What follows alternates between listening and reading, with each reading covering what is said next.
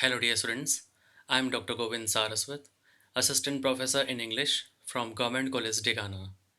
Dear students, in this lecture, we will discuss a type of drama that is tragedy.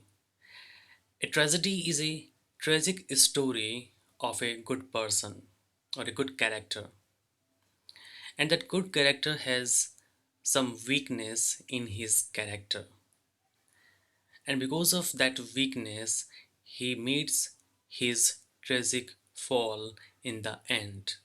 So, this is just the general uh, outlook which we have in our mind regarding this type of drama called tragedy. Then, the detailed discussion of the tragic form properly begin with Aristotle's classic analysis in his book The Poetics.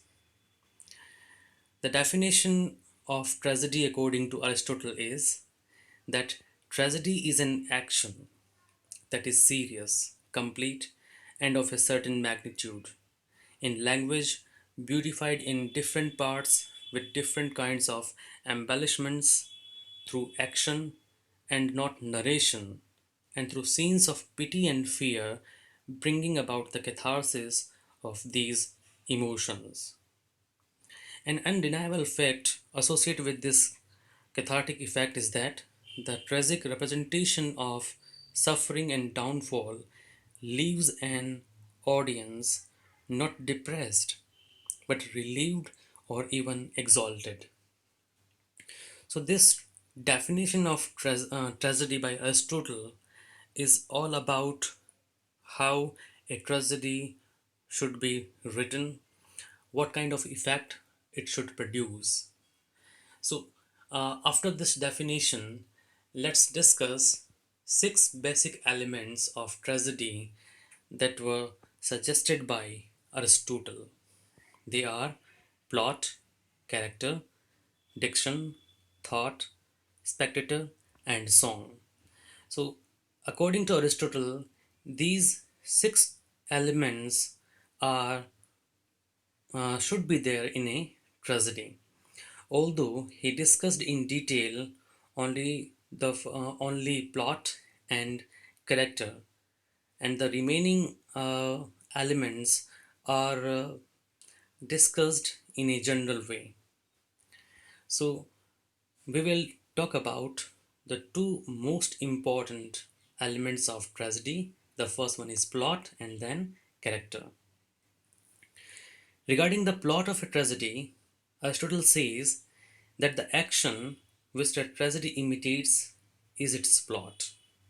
And this plot consists of various events and incidents. This action which the tragedy imitates must be complete in itself. That is, it must have a beginning, middle, and an ending.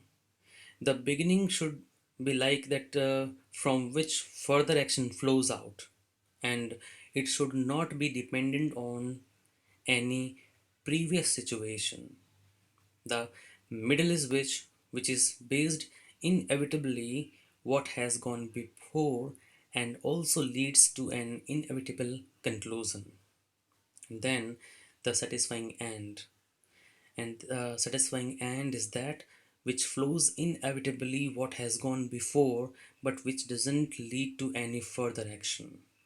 It shows the completion of the tragic action. At all points, Aristotle emphasizes that the tragic action must be in accordance with the laws of probability and necessity. He further divides the plot of a tragedy into two types, simple and complex. He calls a plot simple when the change in the fortune of the hero takes place without peripecia and discovery, and the plot is complex when it involves one or the other or both. Now, the term peripecia is the change in the fortune of the hero, and discovery is the change from ignorance to knowledge. And Aristotle prefers a complex plot, for it startles and captures the attention. So it is likely to perform the tragic function more effectively than a simple plot. He regards the episodic plots as the worst of all. The action of tragedy must be of a certain magnitude, and by the word magnitude, he means size or length. So it must be sufficiently long so as to allow an orderly development of action to a catastrophe. And there are some more things which he has discussed regarding the plot of a tragedy, that there should not be poetic justice in tragic plot. Poetic justice means the reward for the good deeds and punishment for the bad deeds. So we often witness that the good characters also suffer, although the bad characters they are punished, but even then we see that good characters also suffer and they also meet their doom. So when we see the suffering of a good character, only then we can get the tragic effect. Otherwise, it will not create the tragic effect. Then, after this detailed discussion on plot, he lays down four essential qualities regarding the characterization. According to him, the character must be good. Then, the character must be appropriate. They must have likeness and they must have consistency. He should be a man of common virtue and weakness, uh, which can be neither a blameless character or who can neither be a blameless character nor a depraved villain. He should neither be uh, perfectly good nor perfectly bad, somewhat leaning more to the side of good than of evil. So, this is what he has suggested regarding the characterization uh, in a tragedy. Now, after the discussion regarding the elements of tragedy, Aristotle talks about the function. He says that the function of a tragedy is to present scenes of pity and fear, thus bringing about the catharsis of these emotions.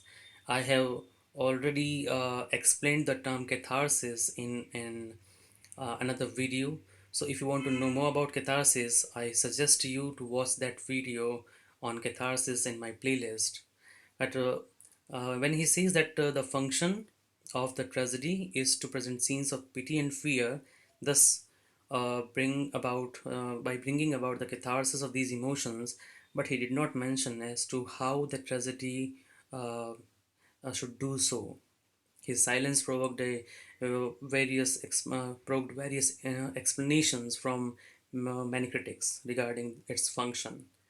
It is a complex question, and a number of interpretations are possible. But what Aristotle exactly means by the term can only be understood with a reference of his other works, more especially the rhetoric, the poetics, and the ethics. But it would suffice a purpose to say that uh, by the catharsis of such emotions as pity and fear, he means their representation to the right proportion, to the desirable mean, to the golden mean, which is the basis of his discussion of human qualities in the ethics. So, this is the first part uh, in which I have discussed tragedy from the point of view of Aristotle. In another lecture, we will discuss tragedy as we find it in present context. Thank you for listening me carefully.